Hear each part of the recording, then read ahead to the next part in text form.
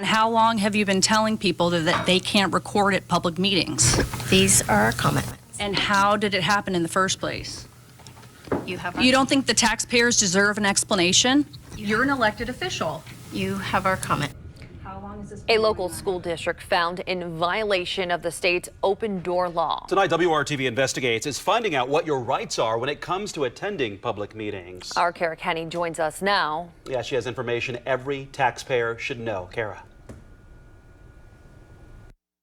Indiana's open door law has been around since 1977. It applies to public agencies like city councils, county commissions, and school boards.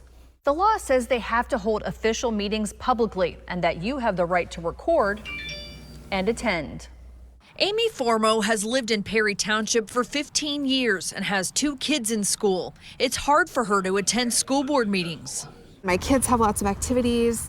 But at the end of last year, she made a point to attend because she was concerned about redistricting. Plus, Perry Township does not live stream or record its meetings. I ended up having to cancel a lot of evening activities in order to go to those meetings.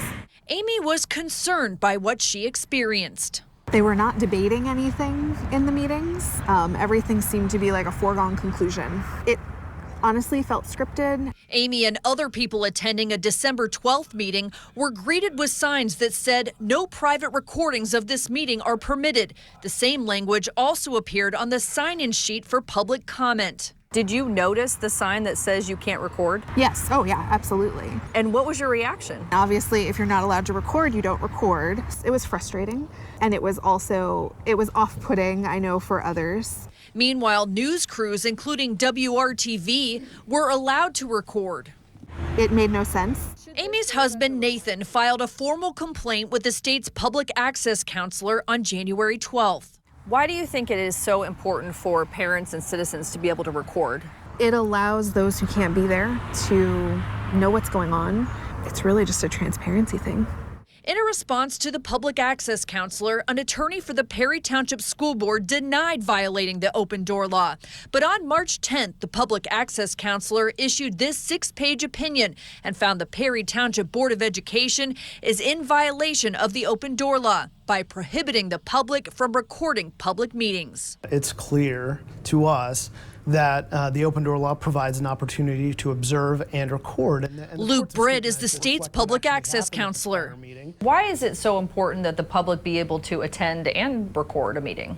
The access laws and government transparency is there to ensure some kind of accountability, and so that you can observe what they're doing with their with the public's trust and their resources. His office's opinion also recommends Perry Township ensure public meetings contain robust discussion and, when warranted, provide context to its actions. If everything is just kind of summarily passed and you know, by cursory reference to what they're doing, that doesn't really give their constituents an opportunity to be fully informed.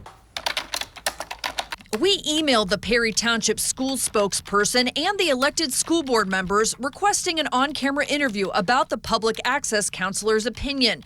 The elected school board ignored our request. The district spokesperson declined our request for an on-camera interview, telling us in a statement, prior to the PAC's review, the board allowed individuals to freely record public meetings, despite signage stating otherwise. Since the PAC's advisory opinion, the district reviewed its practice regarding recording public school board meetings. It has since removed signage prohibiting the recording of public meetings.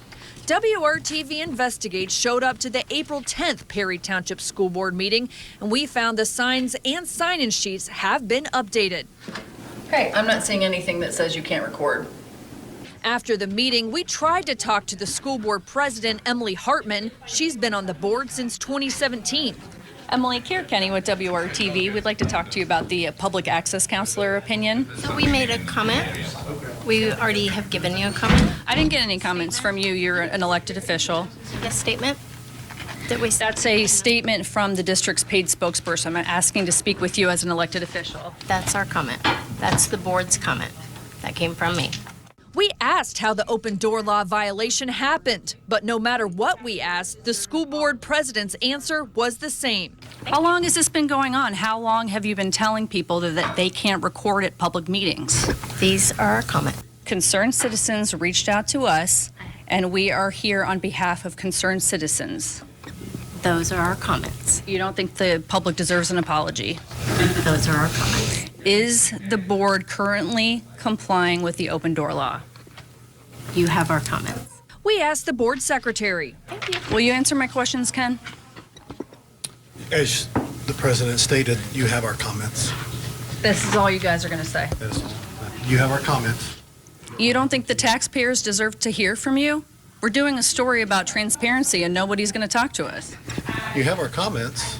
After the meeting, we received an updated statement that says Perry Township Schools appreciates the public access counselor's advisory opinion and the fact that the counselor did not find the board in violation of conducting official business outside a public meeting. All decisions are made by the board at properly noticed meetings. It's a transparency thing.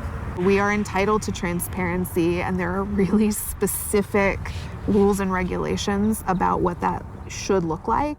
Amy Formo hopes her family's complaint to the public access counselor inspires people across the state. Should this serve as a reminder that you can fight back? Absolutely. It's important as citizens for us to hold our public officials accountable.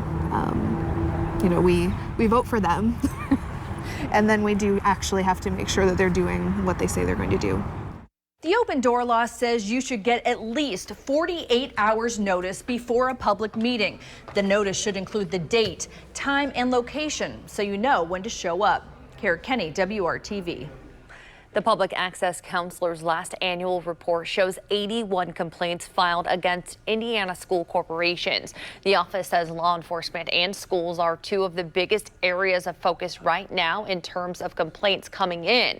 Just a reminder, if you file a complaint with the Public Access Counselor, pay attention to filing deadlines. For example, you must file within 30 days after you're denied records or from the date of the meeting.